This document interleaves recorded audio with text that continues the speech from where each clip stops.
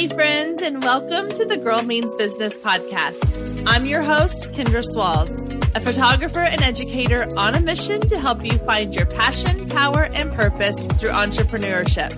So let's jump right into today's episode because this girl means business. Hello there, and welcome back to the Girl Means Business podcast. We are here for another week of helpful business and marketing tips to help you grow your business without overwhelm. I am super excited because last week we had a lot of new people joining the podcast. The downloads were through the roof. It was some of the highest downloads we've had since starting the show. So welcome to all of you new listeners that are tuning in.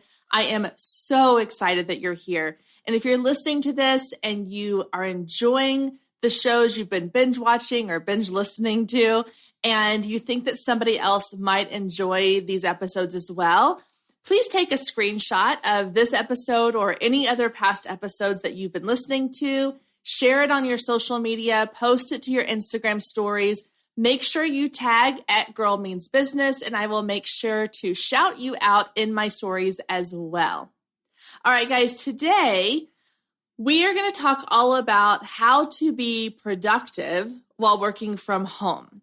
Over the last year or so, a lot of us have been finding ourselves working from home more often, whether it is because you are an entrepreneur and you work from home anyway, but now you're not able to go out and do other things, go work at a coffee shop or go meet clients at places, so you're spending more time at home.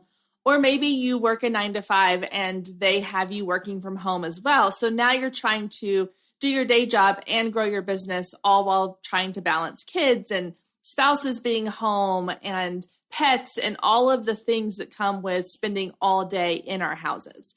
So what I want this episode to be is I want it to be a resource that's going to help give you some advice and some tips that will help you to get your tasks done more efficiently, so that you can be more productive in your day, you can feel more accomplished. Because I can't tell you how many times I've ended the day in the past couple of months or past year where I have gone to bed thinking, oh, there's so much I did not do today. There's so many things. And it's not the best feeling. I want to go to bed at night thinking, okay, I accomplished so many things today. And yes, there's still things I need to do tomorrow. But for today, I feel like I have met a sufficient amount of accomplishments to feel good about what I did during the day. I don't want to end my day looking back and thinking, oh, I really should have done X, Y, and Z and it didn't get done. And, or getting out of bed at 11, 12 o'clock at night because you forgot to do something that had to be done. It was time sensitive.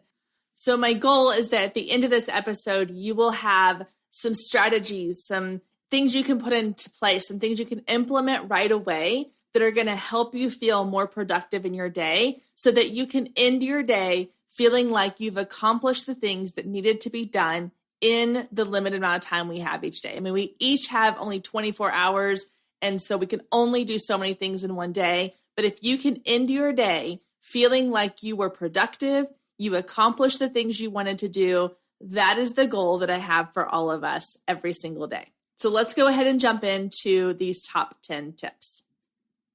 All right, number 1 is to make a must-do list every single day.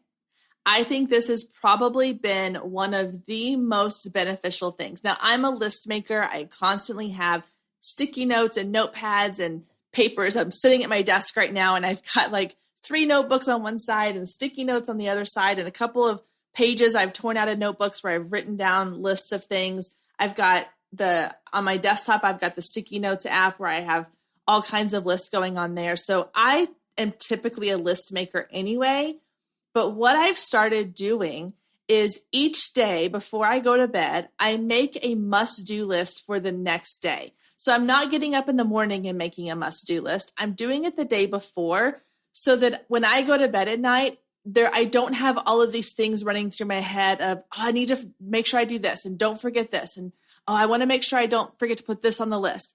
I have it all done before my head ever hits the pillow so that I can go to bed and go to sleep at night knowing that when I get up the next morning, I already have my list made. Now, a must-do list is not the same as a to-do list. Typically, when I create a to-do list, It's all the things. It's a brain dump. It's just anything I need to get out of my head and onto a paper so I don't forget to do it. A to-do list is also something that I refer back to if I ever find myself having some spare time.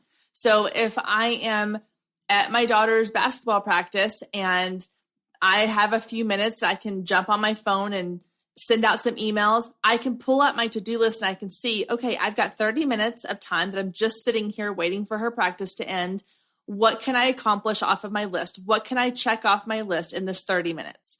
So that is my to-do list. It's kind of an ongoing list of things that are not necessarily time sensitive, but that I can do when I have spare time or when I finish my must-do list. So my must-do list is the things that are time sensitive. It's the things that have to be done on a certain time frame or on a certain schedule. So each day I have 3 to 5 things that must get done. Now that must-do list is not strictly for business. It can be business, it can be personal. So if I have a doctor's appointment, or if I need to make sure that I get something in the mail, or if I need to return a paper for my daughter's school, those things go on my must-do list because they have to be done that day. And then my business must-do lists are typically things that are planned out on a certain schedule. So for example, on today's must-do list, I had record this podcast episode. I also had that I'm working on an app that I'm creating for photographers, and I have a deadline of getting some of my content uploaded to the platform. So that's on my must-do list for today. Scheduling my social media content is a must-do list for today. Those are my 3 must-do items. Now, beyond that, I can add in any of my to-do list items. Once I have ticked off those 3 must-do things, then I know, okay, the things that I have to accomplish for today are done. I can now move on to the things that are not less important, but just are not a must-do item.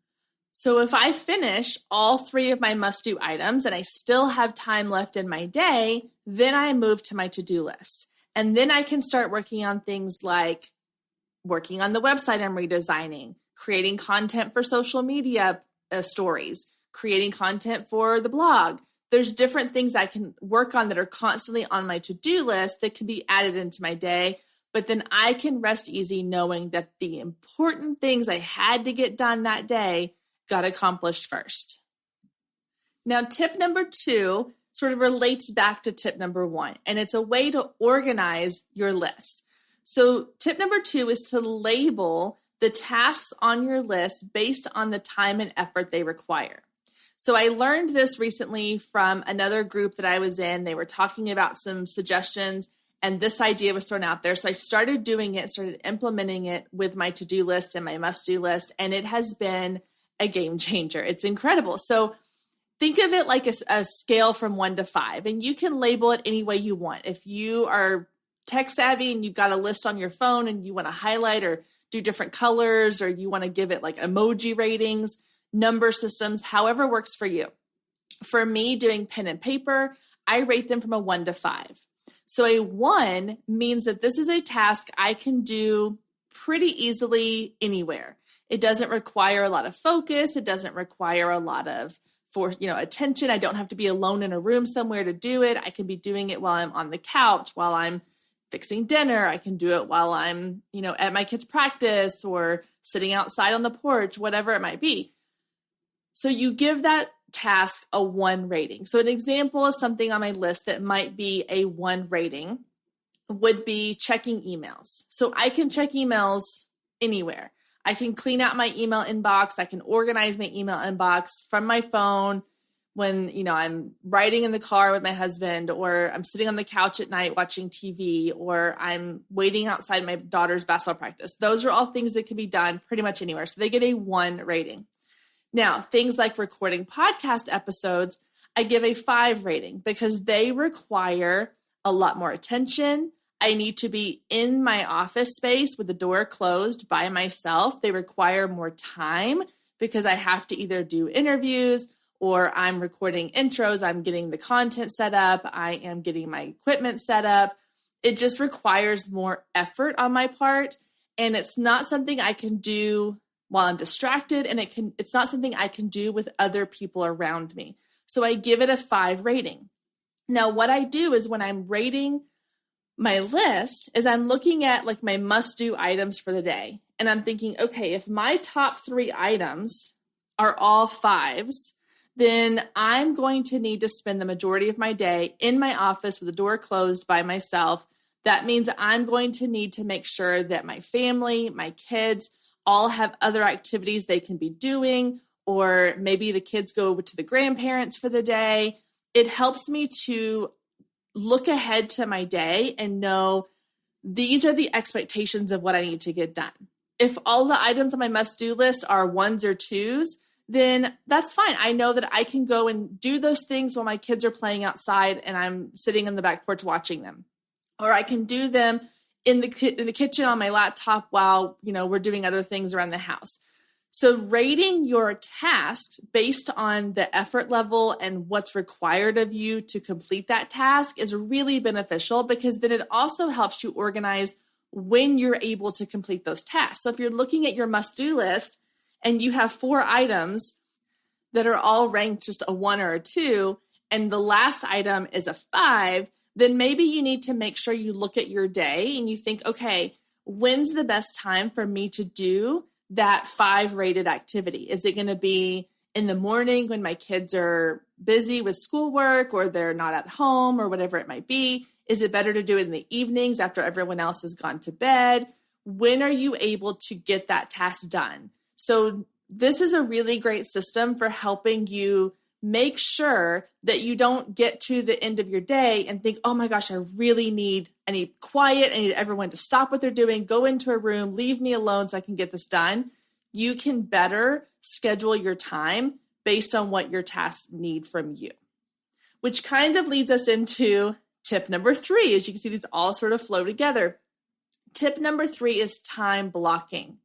This is something that I heard about a long time ago, and I have sort of implemented it off and on depending on my schedule. But time blocking basically means you set aside blocks of time in your day to get things done, and then you take breaks in between. This is really helpful if you have young kids at home.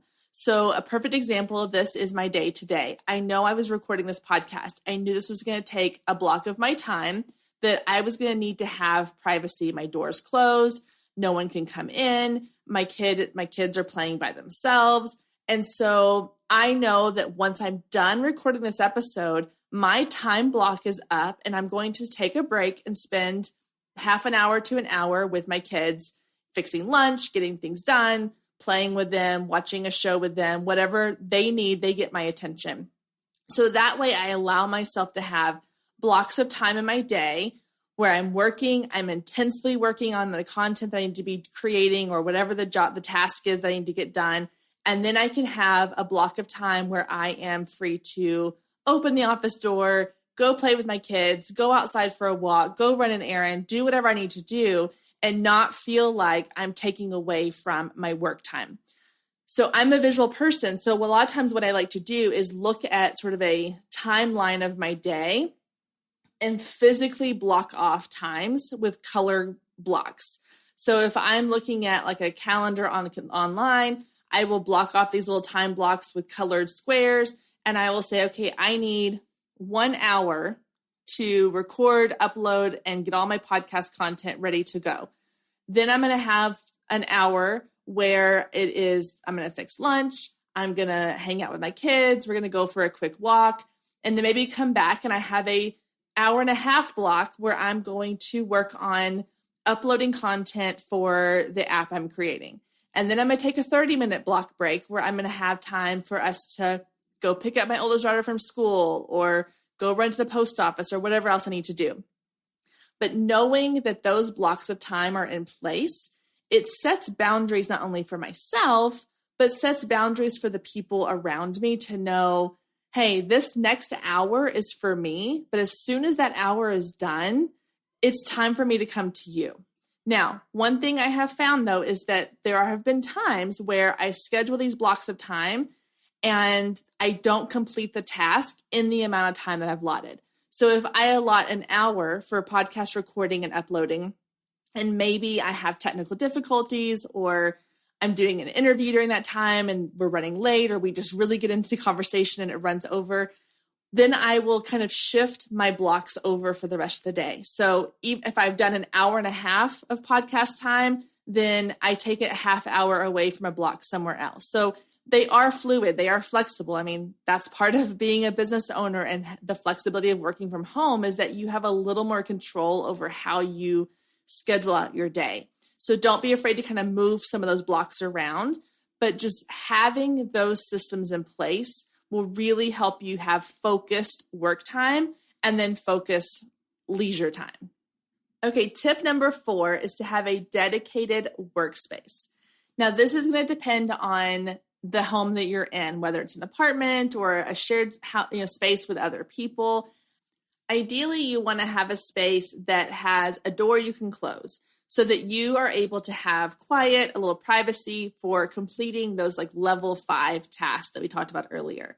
However, I realize that in some cases that's not always possible. So you have to make do with what you have. If it is a corner of your bedroom, if it's a dedicated room in your house you can use as an office, mine doubles as our guest room. So when we have guests over, I just kind of have to clean everything up. But most of the time I have the space to myself. It could be a corner of your kitchen or your dining area, whatever it is. There's something in our brains that wants to have sort of that space that triggers in our mind, this is a work zone. So if you're constantly going from the couch to your bed, to the kitchen table, to an office space in your house, like it's hard to have the mindset of this is my workspace. So for me, even though I work primarily on a laptop, and there are times that I'm working from the kitchen table or the couch or the bedroom, if I have a block of time that I really need to be like, this is a dedicated work time, it's a level 4, level 5 task, and I can go into my office and I can sit in my office chair, I can have my desk, I've got it all set up the way I like it. Something is triggered in my mind that this is work time. This is not check my phone time. This is not watch a show time. This is dedicated work time. So having that space, even if it is just a little table in a corner of a room somewhere that is your dedicated workspace, will help you get in the mindset of getting work done. Tip number 5 is that when you are working on focused tasks for your business, turn off notifications on your phone and on your computer. This is something I learned recently. I was recording some podcast interviews and I kept having like the text message and the other messages on my computer were dinging in. And I was like, I was so frustrated. And I was telling the person I was talking to, I said, I wish there was a way to just turn those off. And she was like, oh, you can. And it was like life-changing. It was incredible. So on our phones, we can put it on do not disturb. You can turn the volume off. You can leave it in a different room, whatever it might be. On your computer, you can do the same thing. This is for Mac computers. I don't know about, PCs. But if you're on a Mac computer and you go to the top right corner, you'll see 3 little lines. I think that's called like a sandwich bar. And you click on that and it brings up notifications. If you scroll all the way to the top of the little notification page, there will be a thing that says do not disturb. And if you click that, and I just leave mine set to that at all times because I don't need those notifications on my laptop all the time, it will turn off all notifications. So you're not going to get the notification that someone posted on Facebook or that you got a message on Messenger or that text message that comes through. All of that will be shut off. Now, if you want to turn them off and on, you're more than welcome to. I just leave mine off. But with my phone in particular, it's really easy to get distracted if I see that I've got a message pop up or I see that I've got a text message come through. So if I know I need to really focus on the task I'm doing, I turn it on do not disturb, or I set it in the other room. I take off my watch that sends me notifications, or I can shut it off as well. The notifications on that I can turn off. So if you have an Apple Watch, mine's a Fitbit Versa, so it does send me text messages and messenger messages. And so I will turn that off as well, so I'm not getting those on my watch. So anywhere that you're going to get distracted from notifications, if you need to focus on the task at hand, just turn those off. There is nothing so important that it cannot wait for the 30 or 45 minutes to an hour that you're getting a task done. It's just better, in my opinion, to put it in a different room or turn off those notifications and complete your task. And then you can go back to and check all those that you missed. Tip number 6 is to get up and get dressed each day. Now I say dressed in air quotes, which you can't see because it's a podcast, but this is one that I struggled with for a really long time, especially right after I quit teaching and was staying home. It was so easy for me to just get up and stay in my pajamas all day. But I found that when I stayed in my pajamas or even, sweatpants all day, I was way less productive. So now I get up in the morning and I make a point to put on an outfit. Now that outfit might just be a cute pair of yoga pants and a sweater, or it might be a workout outfit, or it might be leggings and a sweatshirt. But just doing something to change out of my pajamas, change out of my sweats, feel like I am a little more put together, maybe put a little bit of makeup on or do something with my hair. It just helps me feel more prepared for my day and helps me feel more productive. I don't have that sort of sluggish feeling anymore throughout the day. And it also allows me to be more likely to get out and do something. So if I'm wearing workout clothes, am more likely to go for a walk when I have a break in my day. I'm more likely to go play with my kid or walk to the park or do something fun. If I was in my pajamas, I'd be less likely to do that. So while it's tempting, and I know a lot of people talk about like the joy of being home is that you can work from home in your pajamas, but I encourage you, if you find that you are struggling to be productive in your day, get up and make a point to get dressed, put on just a little bit of makeup or fix your hair that day. Even if by fixing it, you're just putting it in a cute like messy bun or a braid, anything that's going to help you feel like you are more prepared for the day. It's also a little side tip. You're more likely to show up on your social media accounts, which is so important to do, like in your stories and stuff. You're going to be more likely to do that if you feel like you're a little more put together. So making a point to get up and put yourself together in the morning is going to help you feel way more productive throughout the day.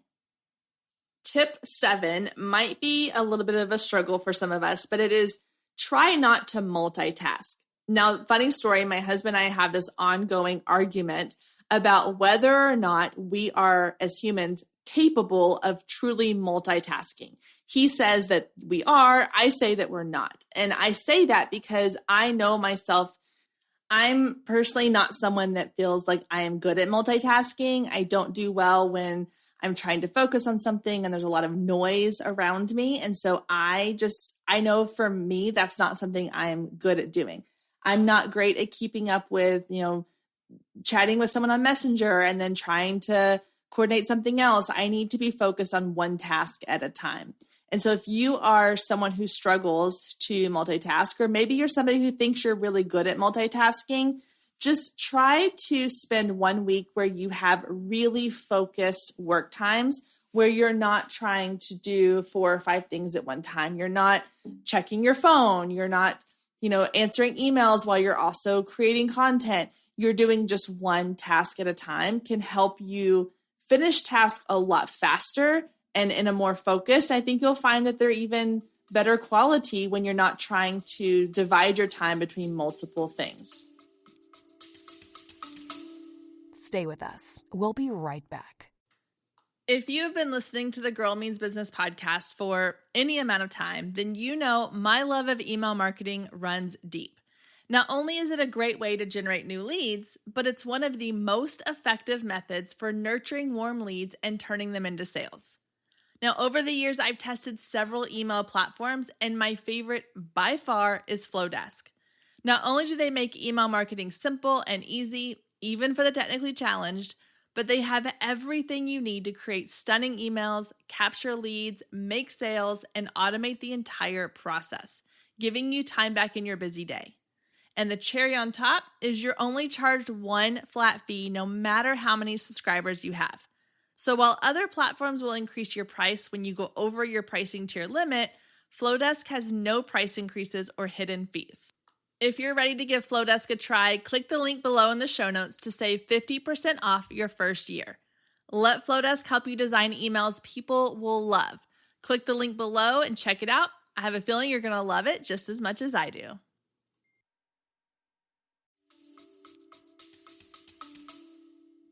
Which brings me to tip number 8, and it's know your most productive times of the day. So for me, I am not a morning person. So when I get up in the morning, I need a good hour or so just to kind of get ready for the day, whether that is get up, get my kids to school, come back and have breakfast and kind of figure out my plan for the day, get dressed, all those things. I don't get up at the crack of dawn and hit the ground running. It's not just who I am. I'm a night person. So I feel the most productive towards the middle of the day, in the afternoons, evenings, and then later at night when everybody else has gone to bed. That's when my creative juices start flowing and the wheels start spinning. So I know that when I am blocking my time for the day, I'm not going to give myself an hour of time in the morning at 8 a.m. when I need to be doing something that's at a level 4 or 5 task.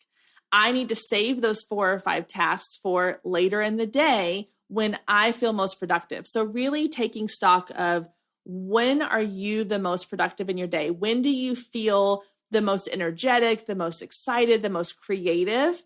And focus your energy on those times of days. You're going to hear a lot of people tell you, you need to have a morning routine. You need to do this, you need to do that. You have to take all that information with a grain of salt. And I say that coming to you from a podcaster perspective and an educator perspective. Take everything that you hear on my podcast, on other people's podcasts, in forums, on blogs, anywhere else you're listening to content. Take it all with a grain of salt, knowing that you have to figure out what works for you. So just like these 10 tasks I'm giving you, or 10 tips I'm giving you today, these are things that work for me. But you may be listening to this and thinking, well, time blocking doesn't work for me. That's okay. Or maybe you're not a list maker. Maybe you have another system in place. That is great. You do the best thing that works for you. So if you hear people saying you must have a morning routine, or all the successful people have a morning routine, they get up at 5 a.m., they work out, they have a smoothie, they hit the ground running, that's not who you are, then don't have a morning routine that involves your business. You have to know what works for you so that you can be the most productive version of yourself. All right, number 9 is be careful with your breaks. So we talked about earlier in tip number 3, time blocking and blocking out times to take breaks from your work to spend time with family, to do things for yourself, whether that is taking a break to go for a walk or fixing your lunch or playing with your kids. But be very careful with your breaks, because there's a quote that says, what's in action stays in action and what's at rest stays at rest.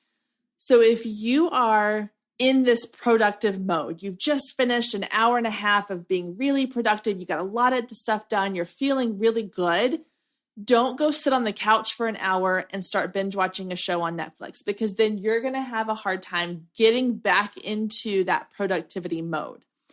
If you are somebody who can sit down for 15 minutes and rest and be fine and get right back up, that's awesome. I know myself well enough to know that if I sit down on the couch and I start watching a show on Netflix, I'm probably going to be there for 3 hours. So I don't allow myself to do that. In fact, my TV is not on during the day unless it's for my kids to watch a cartoon for a little while, because I know that that is a distractor for me. And I know that if in my break time I go sit on the couch, the likelihood of me continuing the productivity of my day is very slim. So for me, I need to keep things moving. So for example, when I finish recording this episode and I get it uploaded and ready to go to my editor, then I'm going to get up and I'm going to go fix myself lunch. I am going to answer some emails on my phone. I'm going to go for a walk or play outside with my kids while it's nice outside. And then I'm going to come back and do my next activity. I'm going to keep that momentum going by physically keeping myself moving forward. So just be very intentional with how you're taking your breaks. Some people need that 15 or 20 minutes of decompression time, and then they're good to go.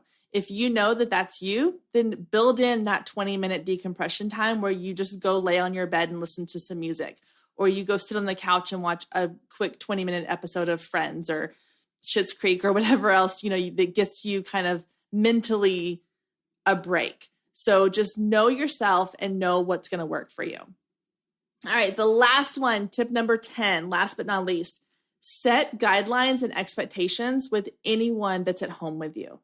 So for me, it's been kind of this revolving door of who's home with me during the day. Is it both my kids, one of my kids, my husband, everybody? It just depends.